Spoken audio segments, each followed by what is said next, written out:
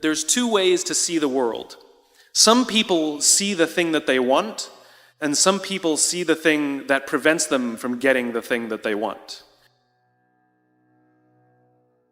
There's a great story of two lumberjacks where every morning they start chopping wood at the same time, and every day they stop chopping wood at the same time. And every day one of the lumberjacks disappears for about an hour in the middle of the day, and every day he chops more wood than the other guy. And this goes on for months. And eventually the one who works all day, he says, I don't understand. Every day we start at the same time. Every day we stop at the same time. Every day you disappear for about an hour in the middle of the day, and every day you chop more wood than me. Where do you go for that hour?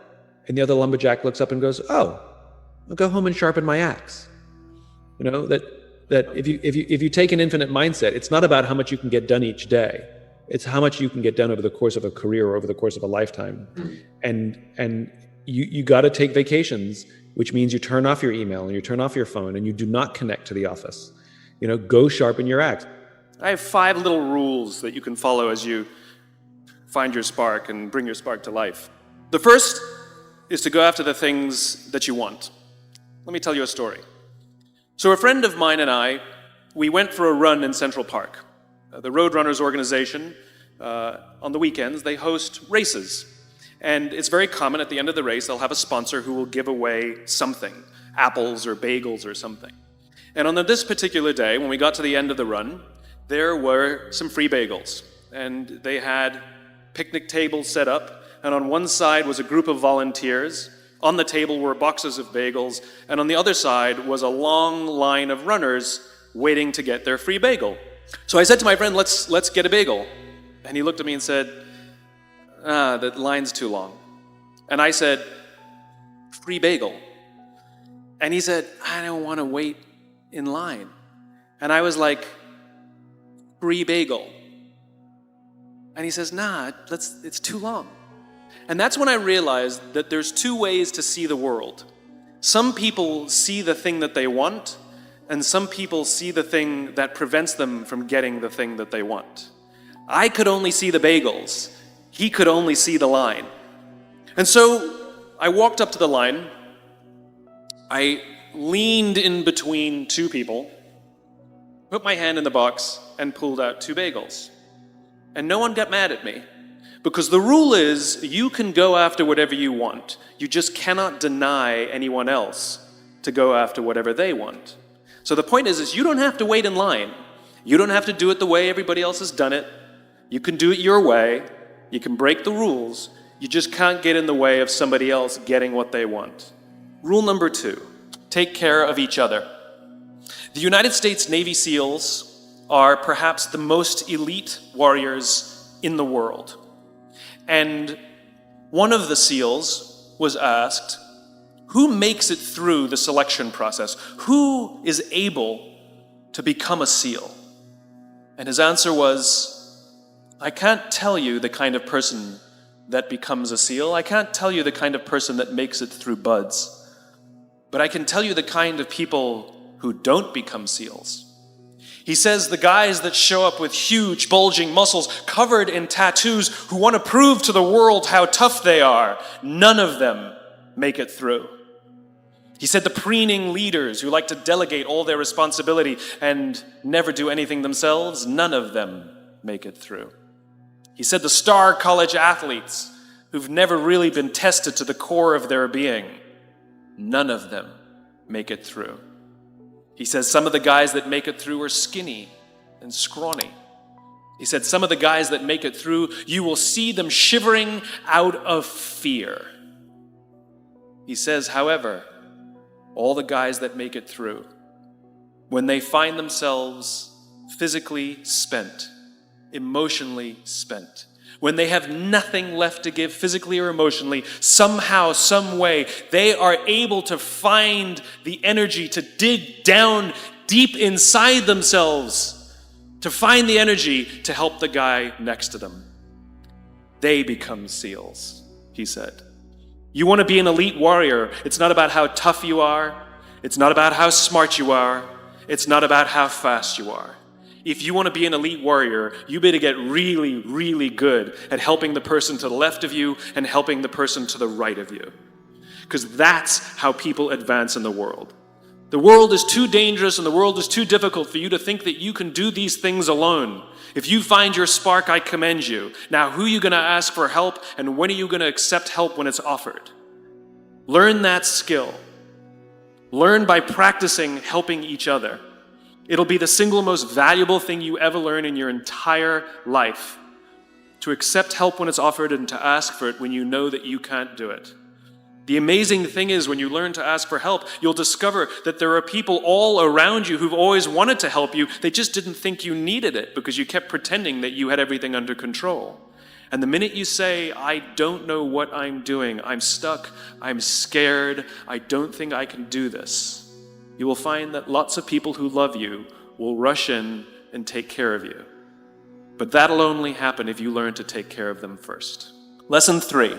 Nelson Mandela is a particularly special case study in the leadership world because he is universally regarded as a great leader. You can take other personalities, and depending on the nation you go to, we have different opinions about other personalities. But Nelson Mandela, across the world, is universally regarded as a great leader. He was actually the son of a tribal chief. And he was asked one day, how did you learn to be a great leader? And he responded that he would go with his father to tribal meetings. And he remembers 2 things when his father would meet with other elders. 1, they would always sit in a circle. And 2, his father was always the last to speak. You will be told your whole life that you need to learn to listen. I would say that you need to learn to be the last to speak. I see it in boardrooms every day of the week. Even people who consider themselves good leaders, who may actually be decent leaders, will walk into a room and say, here's the problem, here's what I think, but I'm interested in your opinion, let's go around the room. It's too late. The skill to hold your opinions to yourself until everyone has spoken does 2 things. 1, it gives everybody else the feeling that they have been heard. It gives everyone else the ability to feel that they have contributed. And 2, you get the benefit of hearing what everybody else has to think before you render your opinion. The skill is really to keep your opinions to yourself. If you agree with somebody, don't nod yes. If you disagree with somebody, don't nod no. Simply sit there, take it all in, and the only thing you're allowed to do is ask questions so that you can understand what they mean and why they have the opinion that they have. You must understand from where they are speaking, why they have the opinion they have, not just what they are saying. And at the end, you will get your turn. It sounds easy, it's not. Practice being the last to speak. That's what Nelson Mandela did. Lesson 4. In the 18th century, there was something that spread across Europe and eventually made its way to America called puerperal fever, also known as the Black Death of childbed. Basically what was happening is women were giving birth and they would die within 48 hours after giving birth. This Black Death of childbirth was the ravage of Europe, and it got worse and worse and worse over the course of over a century. In some hospitals, it was as high as 70% of women who gave birth who would die as a result of giving birth. But this was the Renaissance. This was the time of empirical data and science, and we had thrown away things like tradition and mysticism. These were men of science, these were doctors. And these doctors and men of science wanted to study and try and find the reason for this Black Death of childbed, and so they got to work studying, and they would study the corpses of the women who had died. And in the morning they would conduct autopsies, and then in the afternoon they would go and deliver babies and finish their rounds. And it wasn't until somewhere in the mid-1800s that Dr. Oliver Wendell Holmes realized that all of these doctors who were conducting autopsies in the morning weren't washing their hands before they delivered babies in the afternoon. And he pointed it out and said, guys, you're the problem. And they ignored him and called him crazy for 30 years. Until finally somebody realized that if they simply washed their hands, it would go away. And that's exactly what happened. When they started sterilizing their instruments and washing their hands, the Black Death of childbed disappeared. The lesson here is sometimes you're the problem. And my point is take accountability for your actions. You can take all the credit in the world for the things that you do right, as long as you also take responsibility for the things you do wrong. It must be a balanced equation. You don't get it one way and not the other. You get to take credit when you also take accountability. I'll tell you a true story. A few months ago, I stayed at the Four Seasons in Las Vegas. It is a wonderful hotel. And the reason it's a wonderful hotel is not because of the fancy beds. Any hotel can go and buy a fancy bed. The reason it's a wonderful hotel is because of the people who work there. If you walk past somebody at the Four Seasons and they say hello to you, you get the feeling that they actually wanted to say hello to you. It's not that somebody told them that you have to say hello to all the customers, say hello to all the guests, right? You actually feel that they care. Now, in their lobby, they have a coffee stand. And one afternoon, I went to buy a cup of coffee, and there was a barista by the name of Noah who was serving me. Noah was fantastic. He was friendly and fun, and he was engaging with me, and I had so much fun buying a cup of coffee, I actually think I gave 100% tip, right? He was wonderful. So as is my nature, I asked Noah, "Do you like your job?" And without skipping a beat, Noah says, "I love my job." And so I followed up. I said, "What is it that the Four Seasons is doing that would make you say to me, 'I love my job'?" And without skipping a beat, Noah said, "Throughout the day, managers will walk past me and ask me how I'm doing, if there's anything that I need to do my job better." He said, "Not just my manager, any manager." And then he said something magical. He says, "I also work at Caesar's Palace. And at Caesar's Palace, the managers are trying to make sure we're doing everything right. They catch us when we do things wrong." He says, "When I go to work there, I like to keep my head under the radar and just get through the day so I can get my paycheck." He says, "Here at the Four Seasons, I feel I can be myself." So we in leadership are always criticizing the people. We're always saying, we've got to get the right people on the bus. I've got to fill my team. I've got to get the right people. But the reality is, it's not the people. It's the leadership. If we create the right environment, we will get people like Noah at the Four Seasons. If we create the wrong environment, we will get people like Noah at Caesar's Palace. Number 5, my favorite one of all. True story. There was a former Undersecretary of Defense who was invited to give a speech at a large conference, about 1,000 people. And he was standing on the stage with his cup of coffee in a styrofoam cup. And he took a sip of his coffee and he smiled and he looked down at the coffee. And then he went off script. And he said, "You know, last year I spoke at this exact same conference. Last year I was still the undersecretary. And when I spoke here last year, they flew me here business class. And when I arrived at the airport, there was somebody waiting for me to take me to my hotel. And they took me to my hotel and they had already checked me in and they just took me up to my room.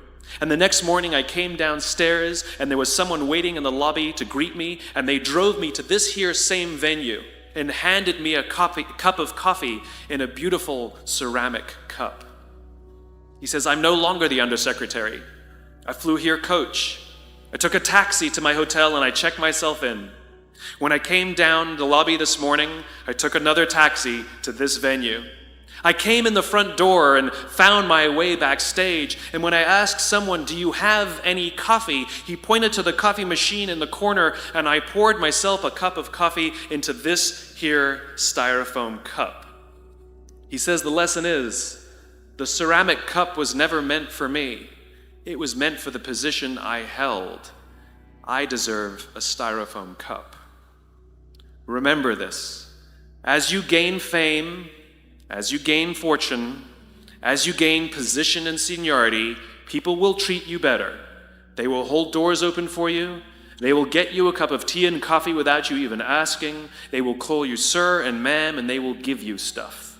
None of that stuff is meant for you. That stuff is meant for the position you hold. It is meant for the level that you have achieved of leader or success or whatever you want to call it, but you will always deserve a styrofoam cup. Remember that. Remember that lesson of humility and gratitude. You can accept all the free stuff. You can accept all the perks. Absolutely, you can enjoy them. But just be grateful for them and know that they're not for you. We're asking our youngest generation to work and succeed and find themselves and build their confidence and overcome their addiction to technology and build strong relationships at work. We're asking them to do this, and these are the environments we've created. We keep saying to them, you're the future leaders. We're the leaders now. We're in control. What are we doing? This is what empathy means. It means if there's an entire generation struggling, maybe it's not them. It's like, the only thing that the common factor in all my failed relationships? Me. Same thing. Well, we just can't get the right performance out of our people. Maybe it's you. Right? It's not a generation. It's not them. They're not difficult or hard to understand. They're human beings like the rest of us, trying to find their way, trying to work in a place where they feel that someone cares about them as a human being. By the way, that's what we all want. In other words, it's not even generational. It's all of us. This is the practice of empathy, that if we're struggling to communicate to someone, if we're struggling to help someone be at their natural best, I'm tired of people saying to me, how do I get the best out of my people? Really? That's what you want? They're like a towel, you just wring them. How can I get the most out of them? No, how do I help my people be at their natural best? Right? We're not asking these questions. We are not practicing empathy. We have to start by practicing empathy and relate to what they may be going through. And it will profoundly change the decisions we make. It will profoundly change the way we see the world. We're growing up in a Facebook, Instagram world. In other words, we're good at putting filters on things. We're good at showing people that life is amazing even though I'm depressed, right? And so everybody sounds tough and everybody sounds like they got it all figured out. And the reality is there's very little toughness and most people don't have it figured out. And so when the more senior people say, well, what should we do? They sound like, this is what you gotta do. And they have no clue. So you have an entire generation growing up with lower self-esteem than previous generations, right? We know that engagement with social media and our cell phones releases a chemical called dopamine. That's why when you get a text, it feels good, right? It's why we count the likes. It's why we go back 10 times to see if my Instagram is growing slower, did I do something wrong? Do they not like me anymore, right? The trauma for young kids to be unfriended, right? Dopamine is the exact same chemical that makes us feel good when we smoke, when we drink, and when we gamble. In other words, it's highly, highly addictive.